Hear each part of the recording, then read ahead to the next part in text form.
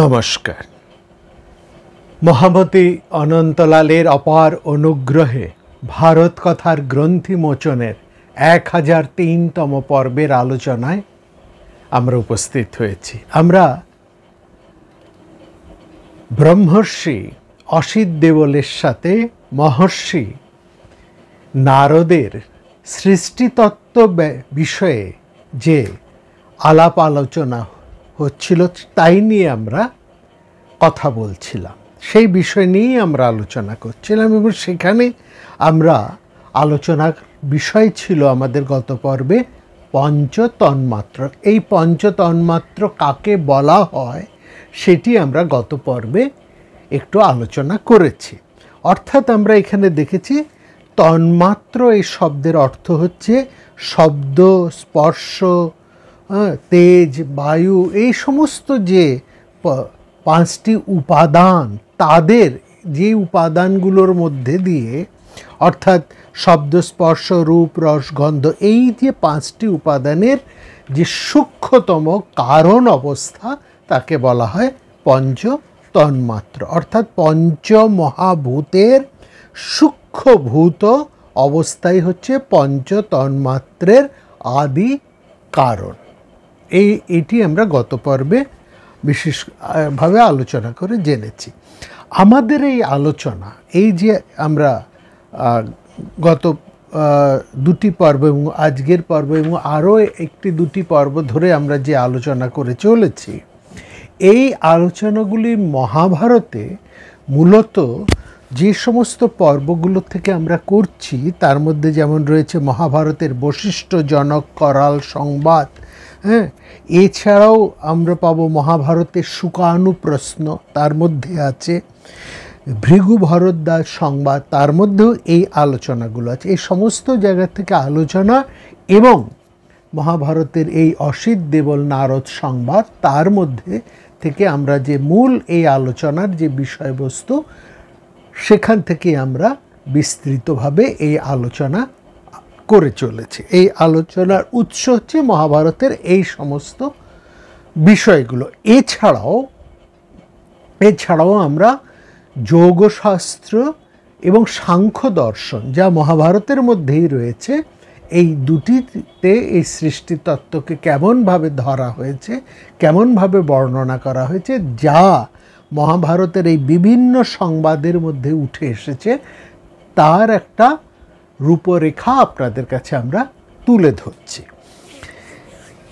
তো সেখানে আমরা এটা দেখলাম, এই যে পঞ্চতন্মাত্র, এই পঞ্চতন্মাত্রকে অর্থাৎ হচ্ছে এটা পঞ্চভুক্তের এক একটি অব্যক্ত সূক্ষ্ম অবস্থা, এটা আমরা পরিষ্কার বুঝেছি।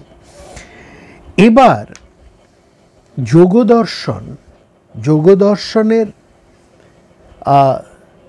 এক অন্যতম প্রবক্তা শ্রী হরিহরানন্দ আরণ্যক, যার এই বইটি রয়েছে পতঞ্জলি যোগদর্শন, তিনি এই বইতে বিশেষ করে পরমাণু শব্দের ব্যবহার করেছেন। এইখানে মনে রাখবেন, এই পরমাণু কিন্তু বলতে যে আমরা অণুর সূক্ষ্মতম অংশ সেটা নয়, কিন্তু শ্রীমৎ হরিহরানন্দ আরণ্য তিনি পরমাণু শব্দ বোঝাতে গিয়ে শব্দ, স্পর্শ, এই যে পঞ্চভূত, শব্দ, স্পর্শ, রূপ, রস, গন্ধ, এদের যে সূক্ষ্ম অবস্থা, সেই সূক্ষ্ম অবস্থাকেই তিনি কিন্তু পরমাণু বলেছেন। অর্থাৎ যা তন্মাত্র তাকেই তিনি বলেছেন পরমাণু। তন্মাত্র এবং পরমাণু এখানে পতঞ্জলির যোগসূত্রের মধ্যে এই তন্মাত্রগুলোকে বলা হয়েছে অবিশেষ, ষড় অবিশেষ, 6টি অবিশেষ। এখানে আমরা বিশেষ এবং অবিশেষ দুটি শব্দ পাই, বিশেষ এবং অবিশেষ। পঞ্চভূত এবং পঞ্চ জ্ঞানেন্দ্রিয়কে বলা হয় বিশেষ, এবং পঞ্চতন্মাত্র ও তার সঙ্গে অহংকার বা অস্মিতা, একে বলা হয় অবিশেষ। একটু আমরা এই বিশেষ এবং অবিশেষ কি ব্যাপার সেটা একটু আমরা দেখি। এখানে মহাভারতের মধ্যে সাংখ্য আচার্যরা যেভাবে বিশেষ অবিশেষ এর ভাগ করেছেন বা বিশেষ অবিশেষ বলতে যা বুঝিয়েছেন, মহাভারতের মধ্যে তার স্পষ্ট উল্লেখ আছে। বিশেষ করে বশিষ্ঠ জনক করাল সংবাদের মধ্যে এই বিশেষ এবং অবিশেষ এর তাৎপর্য বা অর্থ আমরা সেখানে পাই। কি বিশেষ, কাকে বিশেষ বলে এবং কাকেই বা অবিশেষ বলে? অবিশেষ হচ্ছে তন্মাত্রাণি অবিশেষা, এই কথাটি বলা আছে, তন্মাত্রাণি অবিশেষণা। এইটার মধ্যে দিয়ে অবিশেষ শব্দের অর্থ হচ্ছে পাঁচটি তন্মাত্র। পাঁচটি তন্মাত্র তো আমরা জেনেছি গত পর্বে, অর্থাৎ শব্দ, স্পর্শ, রূপ, রস, গন্ধ, এদের সূক্ষ্মতম যে কারণ অবস্থা, সেটাকেই বলা হচ্ছে পঞ্চতন্মাত্র, তাই তো? তার সাথে অস্মিতা বা অহংকার, এই ছটিকে একসঙ্গে বলছে অবিশেষ। অর্থাৎ পাঁচটি তন্মাত্রই সূক্ষ্ম এবং অতীন্দ্রিয়, এবং তার সাথে অস্মিতা বা অহংকার, এই ছটিকে বলা হচ্ছে ছটি অবিশেষ। এই অবিশেষ। আর মহাভূত, সেই যে পাঁচটি উপাদান, তাদেরকে বলা হচ্ছে বিশেষ। তাহলে বিশেষ আর অবিশেষের মধ্যে মূল পার্থক্যটা কি? মূল পার্থক্যটাকে আমরা দেখতে গেলে তিনটি কারণ বলা হচ্ছে। এই তিনটি অবস্থার মধ্যে দিয়ে আমরা এখানে দেখছি। বিশেষের তিনটি লক্ষণ আছে। তিনটি কি কি? প্রথম হচ্ছে, বিশেষটা কিন্তু একটা স্থূল অবস্থা, আর তন্মাত্র যে বা অবিশেষ সেটা হচ্ছে সূক্ষ্ম অবস্থা। এটা পরিষ্কার। তাহলে প্রথমে বলছে এই যে বিশেষগুলো, এই যে বিশেষ যে ভাব, এটি কিসের মধ্যে থেকে বিশেষ আসছে? পঞ্চভূতের মধ্যে তিনটে গুণ। প্রথম, যেমন ধরা যাক শব্দ। পঞ্চভূতের মধ্যে হচ্ছে শব্দ। শব্দের মধ্যে এটাকে বিশেষ করে যোগভাষ্যে আরও পরিষ্কার করে ব্যাখ্যা করা হয়েছে। আমরা সেখান থেকে এই বিশেষ এবং অবিশেষের তাৎপর্য তুলে ধরছি। প্রথমটা হচ্ছে শব্দ। শব্দ, স্পর্শ, রূপ, রস, গন্ধ, এই শব্দটাকে আমরা ধরি। শব্দ মধ্যে দেখুন কত নানান ধরনের শব্দ আছে, তাই না? ষড়জ, ঋষভ, এরকম শব্দ। স্পর্শ যদি আমরা বলি, তা স্পর্শের মধ্যে দিয়ে আমরা কোথাও ঠান্ডা স্পর্শ পাচ্ছি, কোথাও উষ্ণ গরম স্পর্শ পাচ্ছি। রূপের ক্ষেত্রে আমরা নানা রকমের রূপ দেখছি, কখনো নীল দেখছি, কখনো হলুদ দেখছি, কখনো লাল দেখছি, কখনো গোলাপি দেখছি, এই যে রূপের বিভিন্নতা। রসের ক্ষেত্রে কখনো মিষ্টি বা মধুর রস, কখনো টক বা অম্ল, কখনো তিক্ত, তেতো বা কষায়, এই যে বিভিন্ন রস আছে না, এর মধ্যে যে ভেদ। আবার গন্ধ যদি নেই, সুগন্ধ, দুর্গন্ধ, তাহলে এই রূপ, রস, গন্ধ, বর্ণ, এসবের মধ্যে একটা ভেদ আছে। এই যে ভেদ, এই ভেদ থাকার জন্য এগুলোকে বলা হচ্ছে বিশেষ। এর মধ্যে একটা ভেদ আছে, নানা ধরনের এবং নানা ভেদ, এই ভেদ আছে বলেই এগুলোকে বলা হয় বিশেষ। দ্বিতীয়ত, এই ভেদ যেমন আছে, আর কি আছে এই পঞ্চভূতের মধ্যে? এগুলোর মধ্যে সত্য, রজ, তম, এই তিনটি এর দ্বারা এই পঞ্চমহাভূত এর মধ্যে আমরা দেখি। এই অর্থাৎ শব্দ কখনো শান্ত, কখনো ঘোর, কখনো মূঢ়। সেরকম স্পর্শ, সেরকম রূপ, রস, গন্ধ, প্রত্যেকটার মধ্যেই আমরা এই শান্ত, ঘোর ও মূঢ় এই তিন ধরনের ভাব, এই ভাবত্রয় আমরা লক্ষ্য করতে পারি। শান্ত ভাবকে বলা হয় সত্যভাব, ঘোর ভাবকে বলা হয় রজভাব, এবং মূঢ়তা একে বলা হয় তমভাব। ঠিক আছে, মূঢ়তা যেখানে বিহ্বলতা হয়ে যায়, কি করবে বুঝে উঠতে পারে না, এই যে মোহগ্রস্ত, মূঢ় বা মোহগ্রস্ত অবস্থা, এটা হচ্ছে তমভাব। এই তিন ধরনের গুণ কিন্তু আমরা ওই পঞ্চভূতের প্রত্যেকটির মধ্যেই, অর্থাৎ শব্দ, স্পর্শ, রূপ, রসগন্ধ তিনটের মধ্যেই আমরা পাই। এই তাদের মধ্যে ভেদ আছে এবং তাদের মধ্যে এই তিন ধরনের গুণ আছে বলেই এগুলোকে বলা হয় বিশেষ। এই যে তিন ধরনের গুণ থাকার ফলে তিন ধরনের অবস্থাও ঘটে। শান্ত থাকলে, যখন হয় সত্য গুণ থাকলে শান্ত ভাব থাকে, তখন সেটা আমাদের কাছে সুখকর হয়। শব্দ যদি শান্ত হয়, শব্দটা বিকট নয়, শান্ত শব্দ, ধীর লয়ে হচ্ছে, সেটা আমাদের কাছে সুখকর। বোঝা গেল? সেরকম অন্যদিকে ঘোর যদি হয়, প্রচণ্ড শব্দ হচ্ছে, প্রচণ্ড নিনাদ হচ্ছে, বজ্রপাত বা প্রচণ্ড বিকট আওয়াজ হচ্ছে, তাহলে সেটা আমাদের কাছে দুঃখকর হয়। এটা রজগুণ। রজগুণের হচ্ছে বিকট, ভয়ঙ্কর, আর সত্যগুণ হচ্ছে শান্ত, ধীর, স্থির। ঠিক আছে, ওই শান্ত, ঘোর, মূঢ় হচ্ছে তম অবস্থা। সেটা হচ্ছে কীরকম? মোহ সৃষ্টি করে। এমন একটা শব্দ হলো, আমরা একেবারে মোহগ্রস্ত হয়ে গেলাম সে শব্দে দিয়ে।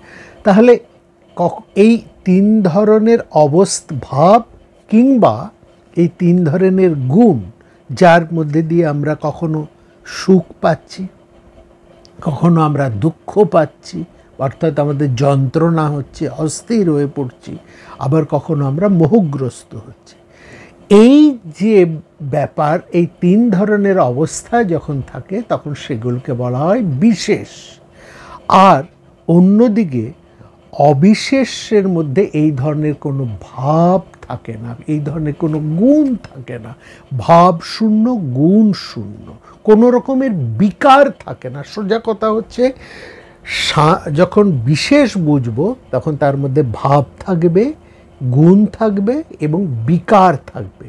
অন্যদিকে সেই পঞ্চভূতের মূল কারণ যেগুলো, শব্দের কারণ, স্পর্শের কারণ, রূপের কারণ, রসের কারণ, গন্ধের কারণ, যেগুলোকে পঞ্চতন্মাত্র বলা হয়েছে, যে আমরা গত পর্বে খুব বিস্তৃতভাবে আলোচনা করেছি। শব্দের কারণ হচ্ছে আকাশ, যেভাবে আমরা এইভাবে আলোচনা করেছি গত পর্বে। সেরকম শব্দ হচ্ছে আকাশ, স্পর্শ থেকে পাচ্ছি বায়ু, রূপ থেকে পাচ্ছি তেজ, তার কারণ রস থেকে আমরা পাচ্ছি গন্ধ, রস থেকে পাচ্ছি আমরা স্বাদ, আর থেকে ক্ষিতি থেকে পাচ্ছি আমরা, মাটির থেকে আমরা পাচ্ছি গন্ধ। এইগুলো হচ্ছে কারণ। তো এই কারণগুলো আদতে এরা অবিকারী, এদের কোনো পরিবর্তন হয় না, মূল কারণের কোনো পরিবর্তন ঘটে না। ঘটে ওই যার মাধ্যমে আমরা এই কারণগুলোকে উপভোগ করি, অর্থাৎ অক্ষগুলো, অর্থাৎ ইন্দ্রিয়গুলো। ইন্দ্রিয়, চোখ দিয়ে আমরা রূপকে দেখছি, কান দিয়ে আমরা শব্দকে শুনছি, নাসিকার দ্বারা আমরা ঘ্রাণকে নিচ্ছি, জিহ্বার দ্বারা আমরা স্বাদকে অবলোকন করছি, ত্বক দ্বারা আমরা স্পর্শকে অনুভব করছি। এই ইন্দ্রিয়গুলো হচ্ছে বিশেষ, এগুলো হচ্ছে পঞ্চভূত, এবং এগুলোর আর মধ্যে সত্য, রজতম এই ধরনের ভাব থাকে। কিন্তু যেগুলো মূল কারণ, চোখের যে কারণের ফলে চোখ দেখে, যে কারণের ফলে কান শোনে, যে কারণের ফলে জিহ্বা স্বাদ গ্রহণ করে বা বাক উৎপন্ন হয় বা নাসিকা ঘ্রাণ নিতে সক্ষম হয়, এই যে মূল কারণ, সেগুলো কিন্তু অবিকারী, তার কোনো বিকার হয় না, তার কোনো উৎসও নেই, তার কোনো লয়ও নেই। এই কারণগুলো হচ্ছে আসলে সেগুলিকে সেই ব্রহ্মের সাথে, চৈতন্যের সাথে সেগুলো সংযুক্ত, এই জন্য এগুলোকে বলা হয় অবিশেষ। এই কারণগুলো এবার দেখুন, বলছে এই যে কারণ, যেগুলোকে অবিশেষ কারণ যেগুলো বলা হলো, শব্দের কারণ, স্পর্শের কারণ, রূপের কারণ, রসের কারণ, গন্ধের কারণ, এই যাকে পঞ্চতন্মাত্র বলা হলো, এই পঞ্চতন্মাত্র কিন্তু আসলে কিছু সৃষ্টি করতে পারে না। এই পঞ্চ তন্মাত্র তখনই সৃষ্টি করতে পারে যখন তার সাথে অস্মিতা বা অহংকার এসে যুক্ত হয়। এই অস্মিতা বা অহংকার যুক্ত হলেই এই অহংকার এই পাঁচটি মূল কারণের সাথে যুক্ত হয়ে পঞ্চমহাভূত এ প্রকাশ পায়। সেই পঞ্চ মহাভূত দিয়েই এই বিশ্ব প্রপঞ্চ সৃষ্টি হয়। এইটা হচ্ছে মূল কারণ। এই জন্য তন্মাত্রকে বলা হচ্ছে কারণ। এই কারণ যা অস্মিতা বা অহংকারের সাথে যুক্ত হয়ে পঞ্চভূতে পরিণত হয়, এবং তখন এই ইন্দ্রিয় সকল দিয়ে তাকে আমরা অনুভব করতে পারি। সেই ইন্দ্রিয় গ্রাহ্য হলেই, যে মুহূর্তে তা ইন্দ্রিয় গ্রাহ্য হচ্ছে, কারণ যখন ইন্দ্রিয়ের সাথে যুক্ত হচ্ছে, তখনই সেখানে একটি সৃষ্টি হচ্ছে। শুধুমাত্র কারণ দিয়ে বিশ্ব সৃষ্টি হয়নি, কারণের সাথে অহংকার এর যোগ যখন হচ্ছে, হ্যাঁ, অস্মিতা বা অহংকার, সেইটা যখন যুক্ত হচ্ছে, তখনই আমরা এই সৃষ্টিতত্ত্বকে পাচ্ছি। দেখুন, এই সৃষ্টিতত্ত্বের এজন্য আদি দেবতাকে বলা হয় শিব। শিবের কথা সেখানে রয়েছে। শিবকে কারণ স্বরূপ বলা হয়। শিবের প্রণাম মন্ত্রটি আপনারা স্মরণ করুন। সেখানে আমরা কি করি? নমঃ শিবায় শান্তায়। তিনি শিব, তিনি শান্ত। ভালো করে লক্ষ্য করুন প্রত্যেকটা শব্দ। এই শিবের প্রণাম মন্ত্রটা হচ্ছে আর কিছু নয়, পঞ্চ তন্মাত্রেরই ডেফিনেশন। একদম ভালো করে লক্ষ্য করুন।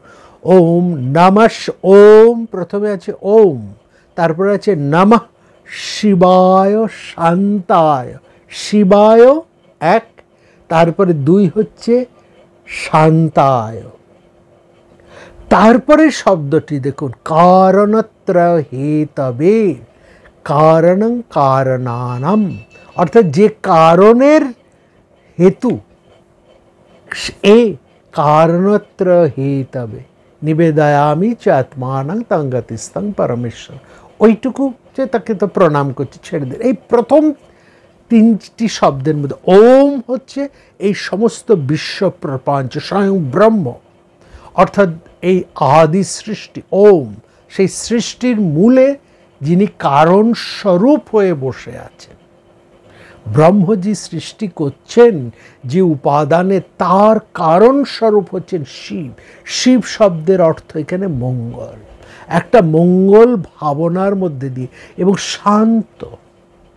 শান্ত কারণগুলোকে বলা হচ্ছে, সেগুলো হচ্ছে তার মধ্যে কোনো বিকার নেই, অর্থাৎ শান্ত, নির্বিকার। শান্ত বলতে এখানে সত্য গুণকে ধরবেন না, এখানে শান্ত বলতে বলছে এগুলো নির্বিকার, একেবারে ধ্রুব পদের মতন রয়েছে, অবিকারী, যার মধ্যে কোনো রকম ভাব নেই, যার মধ্যে কোনো রকম গুণ নেই। অভাব, নির্গুণ, অবিকারী, তিনি হচ্ছেন মূল কারণত্রয়। তিনটি কারণ, সত্য রজতম, এই তিন কারণের মূল হেতু হচ্ছে পঞ্চতন্মাত্র। এই কারণ তিনটি হেতুই হচ্ছে বিশেষ বা পঞ্চভূত, যা দিয়ে সৃষ্টি তৈরি হচ্ছে, এবং তার কারণ স্বরূপ হচ্ছেন এই অবিকারী নিত্য শিব। শিব মঙ্গল অর্থে এখানে তিনি নিত্য। ওম শব্দের অর্থ ব্রহ্ম, অর্থাৎ নিত্য। তিনি নিত্য, তার কোনো আদিও নেই, অন্তও নেই, এবং তার কোনো বিকৃতিও ঘটে না, বিকারও ঘটে না। কেবলমাত্র তিনি যখন এই আদি কারণ যখন শক্তির সাথে সংযুক্ত হয়, এই শক্তিই হচ্ছে অহংকার বা অস্মিতা, তখনই শিব যখন সব মাত্র থাকেন, তিনি যেন ইকারান্ত লাভ করে শিবপদবাচ্য হয়ে উঠছেন, তখনই সেখানে বিশ্বের সৃষ্টি হচ্ছে। অর্থাৎ পুরুষের সাথে প্রকৃতির যোগ। এইভাবে কিন্তু সাংখ্য দর্শনের মূল ভাবনাটা চলে এসেছে। এবং এই যে মূল ভাবনা সাংখ্য দর্শনের মূলেই কিন্তু বলা আছে পুরুষ এবং প্রকৃতির যোগেই এই বিশ্ব সৃষ্টি। পুরুষ হচ্ছে কারণ স্বরূপ বা পঞ্চতন্মাত্র, আর প্রকৃতি হচ্ছে সেই পঞ্চভূত বা মূল জিনিস, যা আমরা প্রত্যক্ষ করছি, যা আমরা অনুভব করছি, স্পষ্ট করছি, স্পষ্টভাবে দেখছি, শুনছি, অর্থাৎ ইন্দ্রিয় গ্রাহ্য, ইন্দ্রিয় দিয়ে যাকে আমরা আস্বাদ করছি। আমি আস্বাদ করছি, এই অহংকার বলতে এখানে আমিত্ব, আমি আস্বাদ করছি, আমি দেখছি, আমি শুনছি, আমি স্পর্শ করছি। অহংকার শব্দের অর্থ কিন্তু এখানে এই জিনিসটি বুঝতে হবে। কেমন? অহংকার নিয়ে আমরা পরে আবার কথা বলবো। এখানে মহাভারতের এই শান্তি পর্বের মধ্যে একটি বিশেষ আলোচনা আছে যেখানে এই অহংকার শব্দটি আসবে। সুতরাং সেই জন্য আমরা এই পর্বে অহংকার নিয়ে আর বেশি কথা বলছি না। বোঝা গেল? তাহলে এইটি হচ্ছে পঞ্চ তন্মাত্রার মধ্যে বিশেষ, এবং অর্থাৎ বিশেষ হচ্ছে স্থূল, অবিশেষ হচ্ছে সূক্ষ্ম। সূক্ষ্ম বা কারণ অবস্থাকে বলা হচ্ছে অবিশেষ, এবং স্থূল বা যার মধ্যে পরিবর্তন বিকাশশীল রয়েছে সেগুলোকে বলা হচ্ছে বিশেষ। তাহলে এইবার আরেকটা কথা হচ্ছে যে এই সূক্ষ্মগুলো, সূক্ষ্ম অবস্থা যেগুলো পঞ্চতন্মাত্র, হ্যাঁ, এবং যে অহংকার, এই পঞ্চতন্মাত্র অতীন্দ্রিয়, অর্থাৎ ইন্দ্রিয় গ্রাহ্য নয়। ইন্দ্রিয়ের সাথে যখনই তা সংযুক্ত হয়ে যাচ্ছে তখনই তা হয়ে যাচ্ছে স্থূল বা ইন্দ্রিয় গ্রাহ্য বা পঞ্চভূত। তাহলে সূক্ষ্ম বা কারণ হচ্ছে অতীন্দ্রিয়, যা ইন্দ্রিয় গ্রাহ্য নয়। যেহেতু ওগুলো ইন্দ্রিয় গ্রাহ্য নয়, সুতরাং সেগুলোকে আমরা উপভোগ করতে পারি না। যখনই আমাদের ইন্দ্রিয় গ্রাহ্য হয় তখনই আমরা তাকে উপভোগ করতে পারি। আকাশ আমাদের মধ্যে কোনো রকমভাবে আমরা সেটাকে ধরতে পারি না। হ্যাঁ, আকাশ কখন আমরা ধরতে পারবো? শব্দ। শুধু যদি আকাশ থাকে আমাদের কিছুই উপভোগ করা না। কিন্তু সেই স্পেসের মধ্যে যে মুহূর্ত শব্দ উৎপত্তি হলো তখনই আমরা এটাকে বুঝতে পারলাম। প্রেক্ষাগৃহের মধ্যে চুপচাপ যদি বসে থাকা হয়, এতটুকু শব্দ যদি না হয় আমরা কিছুই উপভোগ করতে পারবো না। যেখানে যেই মুহূর্তে একটি শব্দর অনুরণন হলো এবং সে শব্দ সেই বৃহৎ প্রেক্ষাগৃহের মধ্যে রণিত, ধ্বনিত, ঝঙ্কৃত হয়ে উঠল, তাই না? তখনই আমাদের কাছে তা উপভোগ্য হলো, আমরা তখনই শুনতে পেলাম। যদি সেখানে শব্দ না থাকে, আমাদের কান, বড় বড় কান মেলেও আমরা কিন্তু কিছু শুনতে পারবো না। যদি কোনো রকম শব্দ না থাকে তাহলে এই কারণ বা আকাশ আমাদের কাছে উপভোগ্য নয়। রূপ আছে কিন্তু আমরা চোখ দিয়ে সেই রূপটাকে দেখতে পাচ্ছি না। হ্যাঁ, তাহলে তা আমাদের ইন্দ্রিয় গ্রাহ্য নয়। যে রূপকে আমরা দেখতে পাই না, অরূপ যিনি, যাকে দেখা যায় না, তাকে আমরা অনুভব করব কি করে, তাই না? এই জন্য ব্রহ্মকে বলা হয় অস্পর্শ, অশব্দ, অরূপ, অরস, অগন্ধ। কারণ ব্রহ্ম হচ্ছে সেই বিরাট কারণ স্বরূপ তন্মাত্র, যাকে ঠাকুর রামকৃষ্ণদেব বলছেন সব কিছুকে বর্ণনা করা যায়, সব কিছুকে ব্যাখ্যা করা যায়, সব কিছু সম্বন্ধে বলা যায়, কিন্তু ব্রহ্ম কী জিনিস সেটা বলা যায়, মুখে বলা যায় না। অর্থাৎ সব কিছু এঁটো হয়ে গিয়েছে, ব্রহ্ম কখনো এঁটো হয়নি। অর্থাৎ এই কারণটি আসলে কি তার ব্যাখ্যা করা যায় না, তাকে অনুভব করা যায়। এই জন্য ব্রহ্ম উপলব্ধি হয়। ব্রহ্ম ব্যাখ্যাকর্তা কেউ বলে না, ব্রহ্ম উপলব্ধি হয়েছে এটা বলা যায়। তিনি ব্রহ্ম উপলব্ধ করেছেন, ব্রহ্মের সঙ্গে তার একটা সাক্ষাৎকার হয়েছে, উপলব্ধি হয়েছে, এইটুকু। সেটা বুঝে তিনি যখন এসে অন্যকে বলেন, তার 100 ভাগের 1% তিনি বলতে পারেন না, এতটাই ব্যাপার। অর্থাৎ তিনি একেবারে উন্মাদ অবস্থায়, কি দেখলাম রে, কি বললাম, বুঝলাম রে, এ মুখে বলা যায় না, এই হচ্ছে অবস্থা। যাই হোক, কথায় আসে। তাহলে এইখান থেকে দেখুন, এই অহংকারের সঙ্গে স্পর্শ হয়ে, হ্যাঁ, শব্দ অহংকারের সাথে যুক্ত, মানে আকাশ শব্দের সাথে যুক্ত হচ্ছে। যে মুহূর্তে আকাশ শব্দের সাথে যুক্ত হচ্ছে, তাহলে শব্দটা হচ্ছে সেখানে অহংকার, ঠিক আছে? সেরকম সেই শব্দ থেকে অহংকার স্পর্শ করে সেখান থেকে স্পর্শ আসছে, ঠিক আছে? শব্দ আকাশ স্পর্শকে আবৃত করার পরে সেখান থেকে বায়ু সৃষ্টি হচ্ছে। অর্থাৎ শব্দলক্ষ্যযুক্ত আকাশের সূক্ষ্মাংশ শব্দ তন্মাত্র মধ্যে থাকে।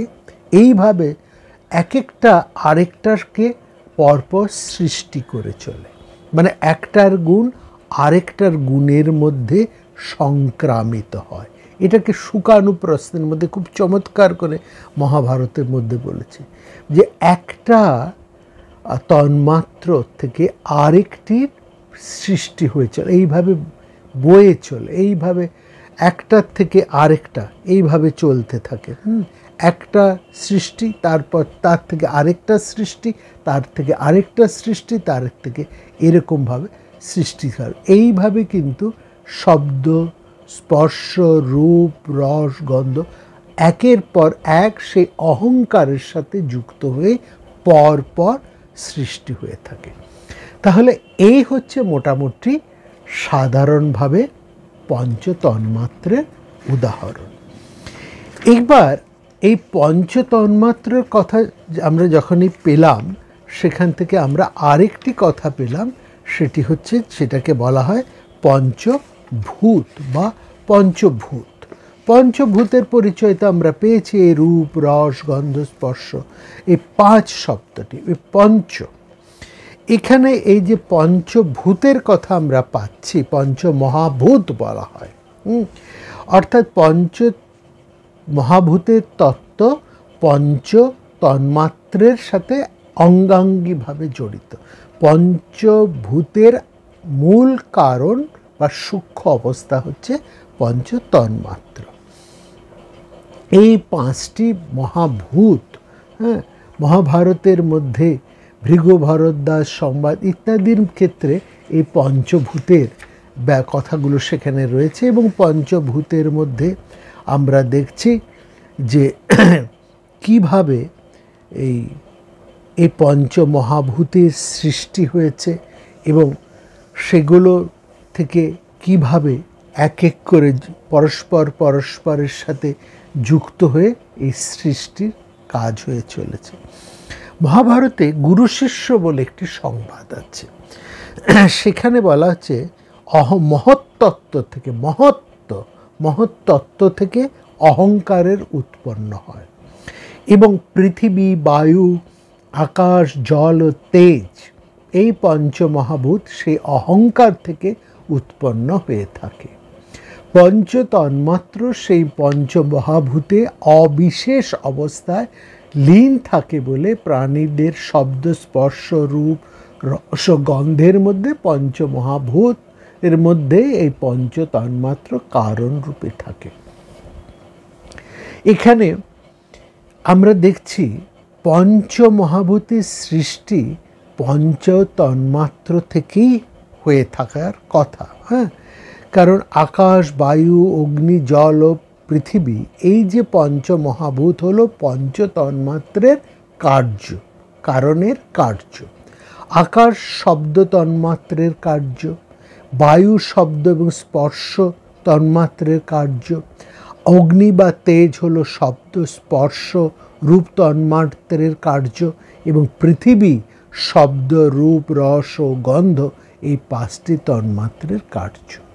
হ্যাঁ, এইভাবে চলেছে। এবং সাংখ্য দর্শনের মধ্যে এইটি খুব পরিষ্কারভাবে রয়েছে। অর্থাৎ শান্ত, ঘোর, মূঢ়, এই তিন ধরনের অবস্থায় এই পঞ্চমহাভূতের মধ্যে আমরা দেখছি। সেই জন্যেই এই পঞ্চমহাভূতকে বলা হচ্ছে বিশেষ। প্রাণীদের মধ্যে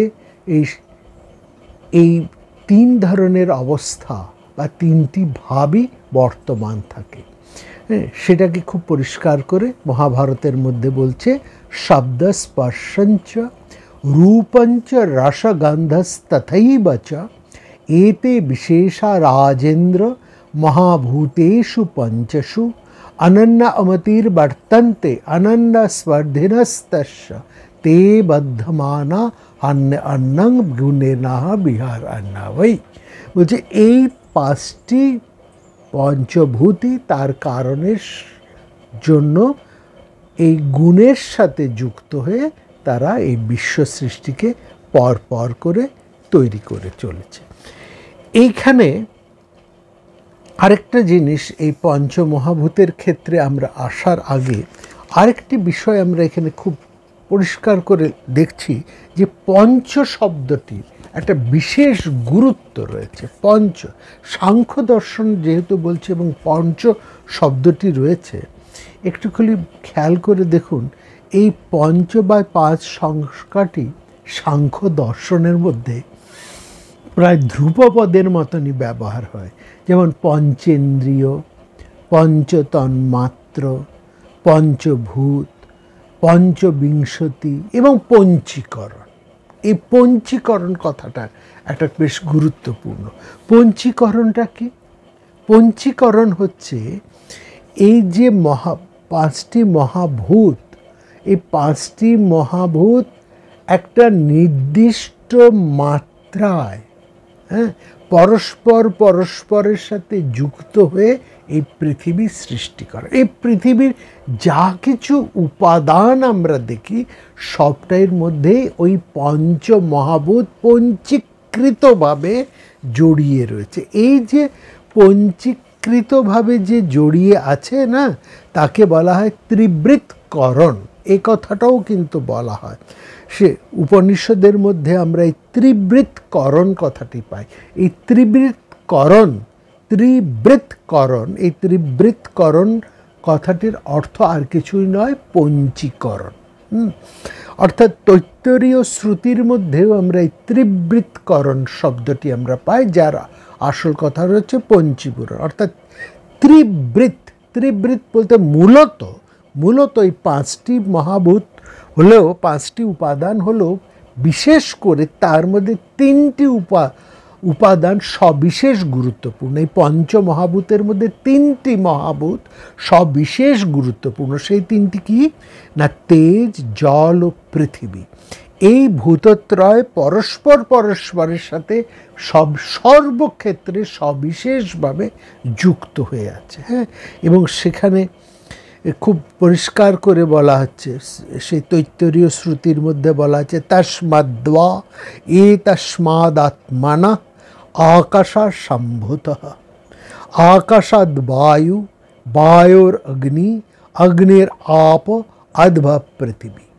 তার অর্থটা দাঁড়ালো যে এই আত্মা শব্দবাচ্য ব্রহ্ম থেকে আকাশ উৎপন্ন হয়েছে, আকাশ থেকে বায়ু, বায়ু থেকে অগ্নি বা আগুন বা তেজ, সেই তেজ বা অগ্নি থেকে জল, জল থেকে পৃথিবী উৎপন্ন হয়েছে।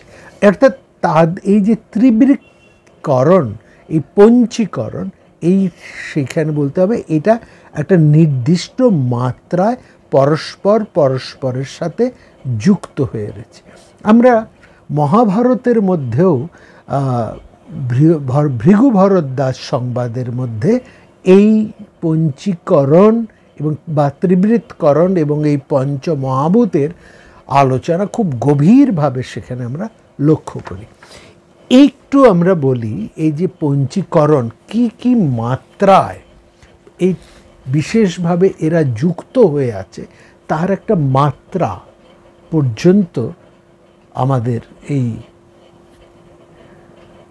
সাংখ্য দর্শনের ঋষিরা সেটাও পর্যন্ত তারা নির্দিষ্ট করে গেছেন। হ্যাঁ, বলছেন আকাশাদি মহাভূত পঞ্চভূত, এই যে পাঁচটি পঞ্চভূতের কথা আমরা বললাম না, শব্দ স্পর্শ রূপ রস গন্ধ, আকাশ বাতাস পৃথিবী মাটি জল আগুন, এই যে পাঁচটি মহাভূত, এই পাঁচটিকে সমান যে কীভাবে এই পঞ্চীকরণ করা হচ্ছে তার একটা পরিমাপ আছে। এই পরিমাপটা আমরা বলছি, একটু মন দিয়ে শুনুন। বলছে এই পাঁচটি মহাভূতকে সমান দুই অংশে ভাগ করে ওর 10 অংশের প্রথম 5 অংশ প্রথম সমান ভাগে ভাগ করতে হবে, করে তার 10 অংশে ওই এক একটির 10ম অংশকে প্রথম 10 অংশের প্রথম 5 অংশ আবার সমান 4 ভাগে ভাগ করে, ঠিক আছে, ওই 4 ভাগের এক একটি ভাগ তার নিজের অন্য দ্বিতীয়াংশ ছাড়া অন্য 4 ভূতের অবশিষ্ট 4 দ্বিতীয়াংশের প্রত্যেকের সাথে যখন সংযোজন করা হয়, যোগ করা হয়, সেই যোগ করাটাকেই বলা হয় পঞ্চীকরণ। আরেকবার বলছি, কি মাপে কি পরিমাণে এই পাঁচটি মহাভূত পরস্পরের সাথে যুক্ত হয়ে আছে সে কথা এখানে বলছে এই 5 মহাভূতকে সমান দুটো অংশে ভাগ করা হলো প্রথম, তারপর তার থেকে 10 অংশ, ওই সমান 2 অংশের একটির থেকে 10 অংশ 10%-এর প্রথম 10%-এ প্রথম ইকুয়ালি 2 পার্টে ভাগ করা হলো, দুটো ভাগে ভাগ করা হলো। তার একটি ভাগ থেকে 10% নেওয়া হলো। হ্যাঁ, 10% নিয়ে সেই 10%-এর প্রথম 5%, সেই 10%-এর আবার 5% অফ দ্য 10%, বোঝা গেল? ওই 10 অংশ যে নিলাম সেই 10 অংশের আবার সেই 10 অংশ থেকে আবার 5 অংশ তুলে নাও, অর্থাৎ ক্রমশ আমরা সূক্ষ্মত্বের দিকে যাচ্ছি। প্রথম দুভাগের থেকে সেই দুভাগের একটি ভাগের থেকে 10% না হলো, সেই 10%-এর মধ্যে থেকে আবার 5% তুলে নেওয়া হলো, সেই 5%কে আবার সমান 4 ভাগে ভাগ করে সে এক একটি ভাগের নিজের অংশ ছাড়া অন্য যে 4টি অংশ আছে সেই 4টি অংশের সঙ্গে সমানভাবে মেশানো হলো। অর্থাৎ সেখান থেকে ওই 4 অংশ একবার অগ্নির সাথে মেশানো হলো, একবার বায়ুর সাথে মেশানো হলো, একবার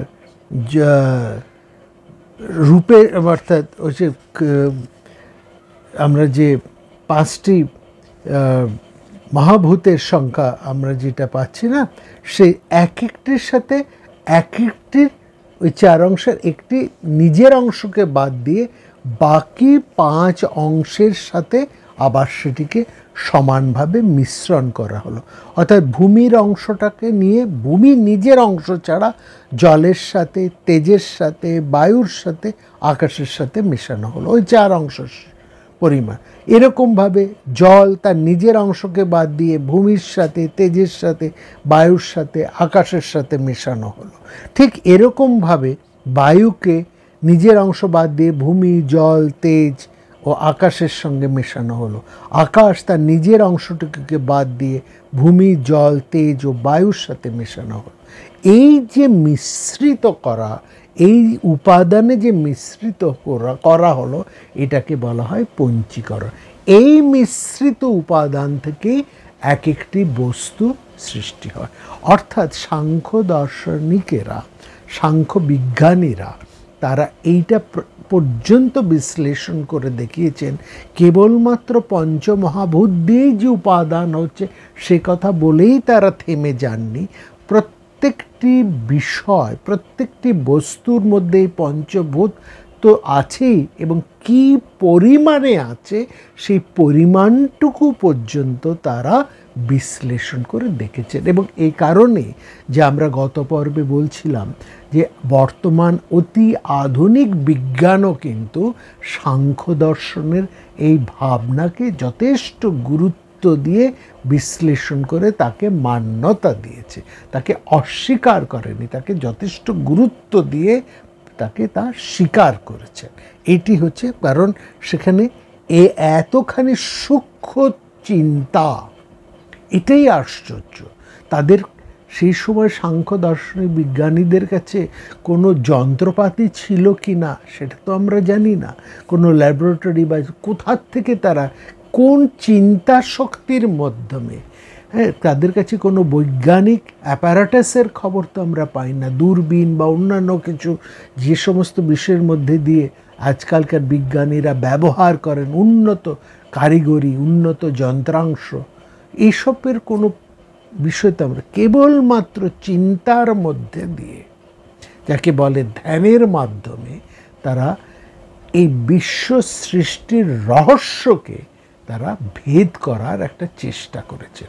এবং তাদের চেষ্টা, তারা যা প্রণিধান করেছেন, তারা যা উপলব্ধি করেছেন, যা সাংখ্য দর্শনের মধ্যে তারা লিখে রেখে গেছেন, সেটাকেই কিন্তু আধুনিক বিজ্ঞান তাকে যথেষ্ট গুরুত্ব দিয়ে স্বীকার করেন। এখানে আমরা দেখছি এই একটা পঞ্চ ব্যাপার, এই যে পঞ্চ বা পাঁচ সংখ্যাটি কিন্তু সাংখ্য দর্শনের একটা বিরাট গুরুত্বপূর্ণ। এবং সেখানে যিনি এই সাংখ্য দর্শনের বিখ্যাত যিনি প্রবক্তা, যে পঞ্চশিকের কথা আমরা আলোচনা করেছি, ভারত কথার মধ্যে আমরা ইতপূর্বে সাংখ্যাচার্য পঞ্চশিকের কথা বিস্তৃতভাবে আলোচনা করেছি। তিনি এই পঞ্চশিক, যিনি মহর্ষি কপিল এর সূত্রে আমরা যেখানে পাচ্ছি, আচার্য আশুরীর ব্রাহ্মণপত্রী কপিলার সূত্রে আমরা এই কপিলকে পাচ্ছি। তাহলে এই যে পঞ্চশিক, এটা কিন্তু তার নাম নয়। পঞ্চশিক যেহেতু এই পঞ্চ বিষয় নিয়ে সেখানে এত গুরুত্ব রয়েছে না, সেই জন্যই তার নাম হয়ে গেছে পঞ্চশিক। এবং মহাভারতের মধ্যে একটা চমৎকার শ্লোক আছে, মহামতি ভীষ্মের জবানিতে আমরা পাচ্ছি, পঞ্চস্রোতোষি নিঃশান্ত পঞ্চরাত্র বিশারদা পঞ্চজ্ঞ পঞ্চকৃত পঞ্চগুণ পঞ্চশিখা স্মৃত। বলছেন যিনি পাঁচটি জ্ঞানেন্দ্রিয়কে বাইরের থেকে ভেতরে ঢোকাতে পেরেছেন, অর্থাৎ পাঁচটি জ্ঞানেন্দ্রিয়কে চক্ষু, কর্ণ, নাসিকা, জিহ্বা এবং ত্বক, এই পাঁচটি জ্ঞানেন্দ্রিয় যার বাইরেরকে অবলোকন করে না, যে পাঁচটি জ্ঞানেন্দ্রিয় যা বহির্মুখী, তাকে যিনি তার অন্তর্মুখী করতে পারেন, এবং অন্তর্মুখে প্রবাহিত করে অন্তস্থ ভাবকে ভেতরে যে সেই পরমাত্মা রয়েছেন, সেই প্রদীপটি জ্বলছে, তাকে অবলোকন করে ভেতরে যে জ্ঞানাগ্নি, তার থেকে যে তথ্যকে তুলে আনতে সক্ষম, তাকে বলা হচ্ছে পঞ্চস্রোত, যিনি নিয়ন্ত্রণ করতে পারে। এই হিসেবে তাকে বলছে পঞ্চস্রোতোষী নিঃশান্ত। তিনি পঞ্চস্রোতকে, অর্থাৎ পঞ্চ ইন্দ্রিয় যা বাইরে মুগ্ধ হয়ে রয়েছে, বাইরে ব্যস্ত রয়েছে, ভেতরে তাকে যে ডুবিয়ে ঘুরিয়ে তার পথকে পরিবর্তন করে তাকে বাইরে থেকে ভেতরে যিনি নিয়ে আসতে পারেন, তাকে বলা হচ্ছে পঞ্চস্রোতোষী নিঃশান্ত। তারপরে বলছে পঞ্চ রাত্র বিশারদা। পঞ্চরাত্র হচ্ছে শাশ্বত বৈষ্ণবতন্ত্রের অতি প্রাচীন ভাবনা, যেমন এই সৃষ্টি ভাবনা আমরা সাংখ্য দর্শনের মধ্যে দিয়ে মহাভারতে পাচ্ছি, সেরকম কিন্তু জানবেন বৈষ্ণব ভাবনার মধ্যে দিয়ে, অর্থাৎ ভাগবতেও কিন্তু এই বিশ্ব সৃষ্টির কথা আলোচিত হয়েছে। যদি আমাদের সুযোগ হয়, ভাগবতের মধ্যে কিভাবে এই বিশ্ব সৃষ্টিকে তোলা হয়েছে, অর্থাৎ এই পঞ্চরাত্র সংহিতা, সেটা কিন্তু ওইখানে রয়েছে। যিনি এই পঞ্চরাত্র সংহিতাও জানেন এবং সেই সঙ্গে বলছেন যিনি পঞ্চজ্ঞ, পঞ্চজ্ঞ মানে পঞ্চজ্ঞ কি? অন্নময়, প্রাণময়, মনময়, বিজ্ঞানময় এবং আনন্দময়, এই পাঁচটি কোষকে যিনি জানেন তাকে বলা হয় পঞ্চজ্ঞ। তিনি পঞ্চকৃত, সঙ্গে বলছে পঞ্চজ্ঞ পঞ্চকৃত। পঞ্চকৃত মানে পাঁচটি কর্ম যিনি করতে পারে। পাঁচটি কর্ম কি কি? ব্রহ্মযজ্ঞ, পিতৃযজ্ঞ, দেবযজ্ঞ, ভূতযজ্ঞ এবং নৃযজ্ঞ। এই পঞ্চমহাযজ্ঞ যিনি নিত্য সম্পাদন করেন, তিনি হচ্ছেন পঞ্চশিখ, অর্থাৎ তিনি পঞ্চমহাযজ্ঞের সম্পাদক আচার্য। সুতরাং এই পঞ্চগুণ তার মধ্যে আছে বলেই তাকে কিন্তু পঞ্চশিখ বলা হচ্ছে। সাংখ্য দর্শনের মধ্যে এই পঞ্চ এত গুরুত্বপূর্ণ সেখানে রয়েছে। এইটা মোটামুটি আমরা এই আলোচনার থেকে দেখলাম, গত দিনের আলোচনা এবং আজকের দিনের বর্তমান আলোচনা থেকে আমরা পঞ্চতন্মাত্র এবং পঞ্চমহাভূতের কারণগুলো আমরা মোটামুটি বুঝতে পারলাম, বা সেগুলো কিভাবে আলোচিত হচ্ছে সেটা আমরা একটা ধারণা, মোটামুটি আমাদের ধারণা এলো। এই ধারণার বশবর্তী হয়ে এখানে এই সমস্ত ধারণাগুলোকে একত্রিত করে আমরা দেখছি মহাভারতের মধ্যে এই বিশেষভাবে এই আলোচনাটি হয়ে এসেছে। এখানে এই আলোচনাটি, এই আলোচনারই একটা অপূর্ব সার তত্ত্ব, একটা অপূর্ব সার কথা এই অসিত দেবল নারদ সংবাদের মধ্যে রয়েছে। দেবল খুব পরিষ্কার করে নারদকে যেটা বলছেন যে এই বিশ্ব প্রপঞ্চের স্রষ্টা হচ্ছেন কাল, যেটা আমরা গতকাল বলছি কাল। দেখবেন এই মহাকাল বলা হয় শিবকেও, শিবের আরেক নামও কিন্তু মহাকাল, মহাকালেশ্বর। মহাকাল মন্দির, মহাকালেশ্বর মন্দির উজ্জয়িনীতে রয়েছে, তিনি হচ্ছেন মহাকাল, দ্য টাইম, এই মহাকাল সময়। দেখবেন মহাভারতের মধ্যে যখন আরম্ভ হতো না, আগে বি.আর. চোপড়া, তখন সেখানে একটা আরম্ভ হতো, আমি মহাকাল, আমি এই বিশ্ব প্রপঞ্চের কথা বলছি, এইভাবে একটা আরম্ভ হতো। এই মহাকাল, এই বিশ্ব প্রপঞ্চের স্রষ্টা হচ্ছে কাল, যেটা আমরা গতকাল বলেছি। আর উপাদানের কারণ হচ্ছে সেই পাঁচটি বিষয়, আকাশ, বাতাস, আগুন, জল আর মাটি। এইটিকে বলা হচ্ছে পঞ্চমহাভূত। এই পাঁচটিকে নিয়ে কাল পঞ্চীকরণ করল। এই পঞ্চীকরণ কিভাবে করা হলো, কোন উপাদানে করা হলো, কোন পরিমাণে করা হলো, তারও একটা পরিচয় আপনারা পেয়েছেন। তার ফলে কি হলো, এই পঞ্চীকৃত হওয়ার ফলে আমরা কি পেলাম, কি সৃষ্টি হলো না, এই দৃশ্যমান জগৎ, এই চরাচর বা বাহ্য জগৎ হলো আবির্ভূত, হলো স্থাবর জঙ্গম নিয়ে এই বিশ্ব। তার পুরাতন কলেবর ত্যাগ করে নতুন রূপে, নতুন কলেবরে প্রাণ আবার নতুন করে স্পন্দিত হলো। যে স্পন্দন থেমে গিয়েছিল প্রাক প্রলয়ে, তার আরাধ্য বা অনারাধ্য কর্ম নিয়ে। প্রলয় নিয়েও আমরা কিন্তু একটু আলোচনা করছি, প্রকৃষ্টভাবে যা লয় হয়ে যায়, সেখান থেকে এই লয় থেকে আবার নতুন করে সৃষ্টির ধারা হয়।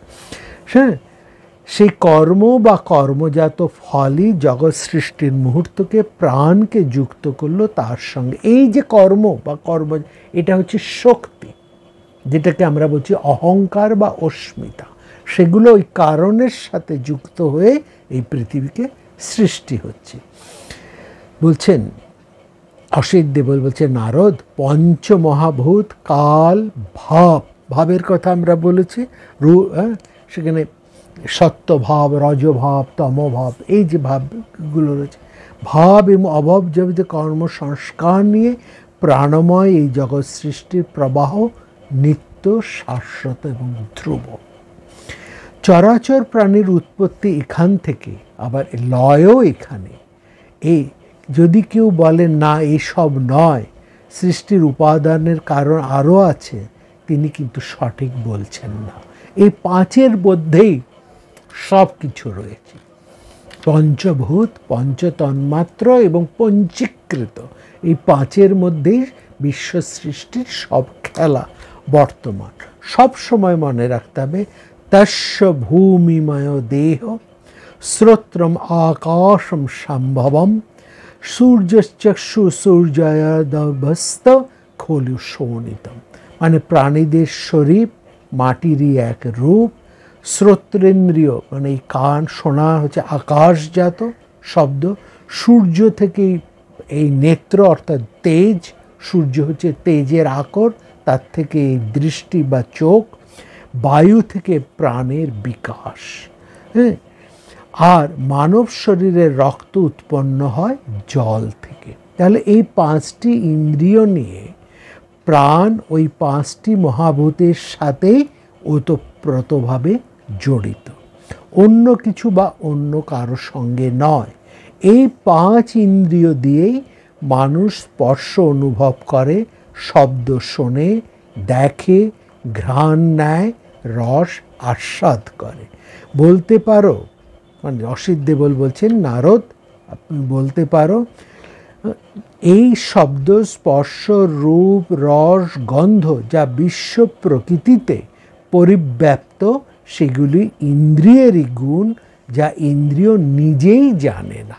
অর্থাৎ তার কারণ সম্পর্কে ইন্দ্রিয় কিন্তু জানে না। চোখ দেখছে, কিন্তু চোখ কি জানে কি কারণে সে দেখছে? আমরা ভাবি চোখ দেখছে, কিন্তু চোখ তো দেখে না। চোখের পেছনে যে জ্যোতি রয়েছে সেইটার জন্য দেখে। সেই জ্যোতি যদি নিভে যায় তাহলে আর চোখ দেখবে না। এইভাবে সবকটি ইন্দ্রিয়ের ক্ষেত্রেই এটা সত্য। এগুলো তার উপভোগের বিষয়, কিন্তু উপভোগ করতে পারে বা গুণের অনুভব করতে পারে তখনই যখন জীবাত্মার সেই বাসনা জাগে। জীবাত্মার স্বকীয় জ্ঞান সমৃদ্ধ হয়ে ইন্দ্রিয়গুলো আপন আপন বিষয় উপভোগ করে বলেই নেত্র, নাসিকা, কর্ণ, ত্বক, জিহ্বাকে এই পাঁচটিকে বিদ্বানেরা বলছেন জ্ঞানেন্দ্রিয়। মনে রাখতে হবে, ইন্দ্রিয় গ্রাহ্য প্রতিটি বিষয়ই জীব পৃথক পৃথকভাবে আগে প্রকাশ করে। মন সেই বিষয়গুলো নিয়ে মনন করে, তারপর বুদ্ধিকে দেয় সেই বিবেক, যার সাহায্যে কোন বিষয়টি কোন ইন্দ্রিয় গ্রহণ করবে মুহূর্তেই তা স্থির করে দিলে তবেই ইন্দ্রিয় তার উপভোগযোগ্য বিষয়কে উপভোগ করতে সমর্থ হয়, তাই না? কিন্তু একথা ভুললে চলবে না যে উপভোগ, বিষয়ের উপভোগজনিত আনন্দ কিংবা বিষাদ ইন্দ্রিয় করে না, করেন এই দেহের অভ্যন্তরে সবার অলক্ষ্যে যে জীব রয়েছেন তিনি। অজর, অমর, শাশ্বত, সনাতন এই জীব বা জীবাত্মাই শরীরের সঙ্গে সম্পৃক্ত থেকে কখনো সুমিষ্ট রসের আস্বাদে তুষ্ট হন, সুগন্ধের আঘ্রাণে মাতোয়ারা হন, ছন্দের বা সঙ্গীতের মূর্ছনায় দোলায়িত বা লীলায়িত হন, আবার কখনো বা কটু কষায় রসে বিষাদগ্রস্ত হন, অশ্রাব্যকে পরিহার করার জন্য তৎপর হন। সে কারণেই জ্ঞানীরা বুদ্ধির যথাযোগ্য মর্যাদা দিয়েও তাকে শ্রেষ্ঠত্বের আসনে না বসিয়ে বলে থাকেন চিত্তম ইন্দ্রিয় সংঘাতৎ পরং তস্মাৎ পরং মনঃ ত মনসস্ত পর বুদ্ধি ক্ষেত্রজ্ঞ বুদ্ধি তো পরঃ। শরীর আর ইন্দ্রিয়ের সমষ্টি হতে শ্রেষ্ঠ হচ্ছে মন, বা শ্রেষ্ঠ হচ্ছে চিত্ত। মন এই চিত্ত হতে শ্রেষ্ঠ, চিত্ত মানে হৃদয়, মন এই হৃদয় হতে শ্রেষ্ঠ, মন হতে শ্রেষ্ঠ হচ্ছে বুদ্ধি। কিন্তু বুদ্ধির থেকেও শ্রেষ্ঠ আছে, সেটা কি? বুদ্ধি থেকেও পরম শ্রেষ্ঠ হলো ক্ষেত্রজ্ঞ। এই শরীরের ক্ষেত্রের সর্ববিধ জ্ঞান নিয়ে যিনি বিরাজ করছেন সেই ক্ষেত্রজ্ঞকে বলা হয় জীবাত্মা। আর সেই কারণে অধ্যাত্মবিদেরা ওই নেত্র, নাসিকা, কর্ণ, জিহ্বা, ত্বক এই পাঁচটির সঙ্গে অন্তর ইন্দ্রিয় রূপে চিত্ত, মন ও বুদ্ধিকে যুক্ত করে বলেন আসলে মানুষের জ্ঞানেন্দ্রিয় পাঁচটি নয়, আটটি। কি কি পাঁচটি আমরা জানি, অর্থাৎ নেত্র, নাসিকা, কর্ণ, জিহ্বা, ত্বক এই পাঁচটি জ্ঞানেন্দ্রিয়ের সঙ্গে অন্তর ইন্দ্রিয়। এবার আরও তিনটি অন্তর ইন্দ্রিয়ের কথা আমরা পাচ্ছি। সেই তিনটি অন্তর ইন্দ্রিয় কি? চিত্ত, মন এবং বুদ্ধি। ওই পাঁচ এবং এই তিন, এই আটটিকে মোট একসঙ্গে বলা হয় আটটি জ্ঞানেন্দ্রিয়। আজ এই পর্যন্ত। আগামী পর্বে আমরা এইটা নিয়ে আরেকটু অগ্রসর হব। প্রাণারাম প্রাণারাম প্রাণারাম প্রাণারাম প্রাণারাম প্রাণারাম। কি যেন লুকানো নামে তাই মিষ্ট এত তব নাম প্রাণারাম প্রাণারাম।